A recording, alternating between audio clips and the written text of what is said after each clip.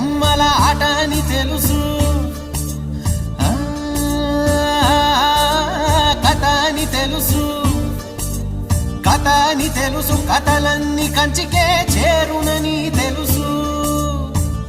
తెలుసు తెర తొలుగుతుందని, తెలుసు తెల్లారుతుందని, తెలుసు ఈ కట్టె పుట్టుకుమంటదని, తెలుసు ఈ మట్టి మట్టిలో కలిసిపోతదని. ఇన్ని తెలిసి ఇరకాటంలో పడిపోతావు ఎందుకని? మాయ